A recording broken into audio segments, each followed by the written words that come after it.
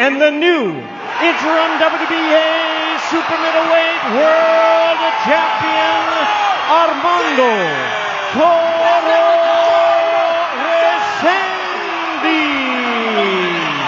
Viva Mexico, Armando! First off, congratulations to the new WBA champion, Reséndiz. That was a great victory for you. Congratulations and prayers to you and your wife on the pregnancy. I hope that goes well. But let's talk about Caleb Plant. If what you're doing ain't working, you got to have a game plan to go to plan B, plan C, plan D, plan F, plan Z, something. I love your kid, Brandon. I love your kid, but I need this round. I need you this round. I need you to sit down on your punches. Nah, man, you need to tell them a little bit more. I'm not a trainer, but you seen the land percentage from Reséndiz. You seen the punch output versus Reséndiz versus your guy. You got to let your man know, hey, dude, I love you, but if you want to walk away with your belt, I need you to let your hands go. You got to let them things go. Go right back to camp and go get his revenge, hence the revenge tour, and get your belt back. You get your belt back, then you go negotiate the fight with Charlo. You got more wiggle room, more negotiation room. Get your belt back.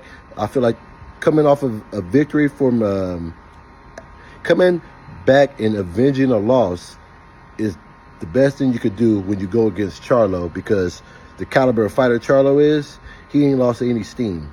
And he's definitely going to put more pressure on you than Reséndiz. I think he's got a lot more power. Not taking nothing from Reséndiz, but Charlo look big, tough, and strong in there, man. I also expect a lot from Plant coming back. I don't think that he's too old. I don't think that he lost his hunger.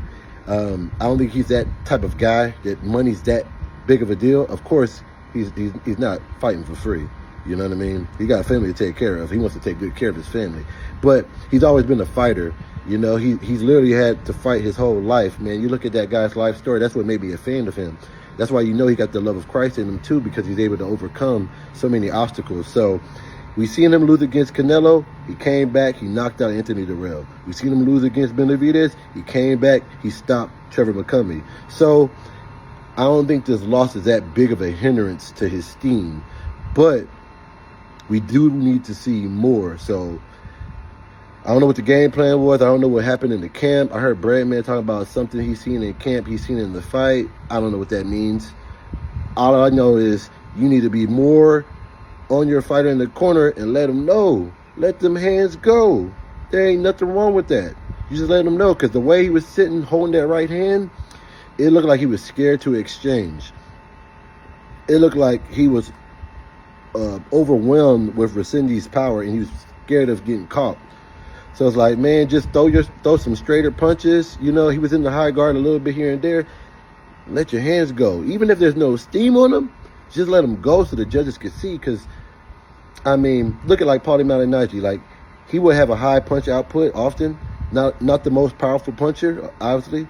But, man, he would let his hands go. Even if he hurt his hands, he'll still let them things go. So if you're going to fight these high-level pressure fighters, you look at a Benavidez, a Canelo, a Charlo, and now Reséndiz, you can't come in there just sticking to the jab. That's not enough to get the victory. Once they get through that jab, you got to give them a reason to get back out with that right hand. So I don't know what he could have did more.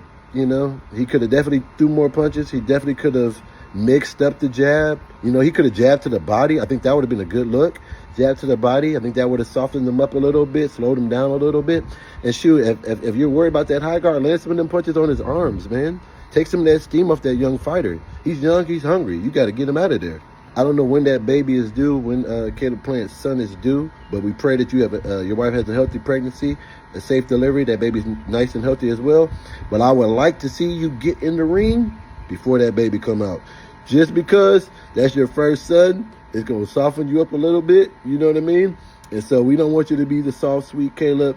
Say that for at home, for the family. We need you to come back revenge tour. We come out with the Undertaker. I need you to dig his grave.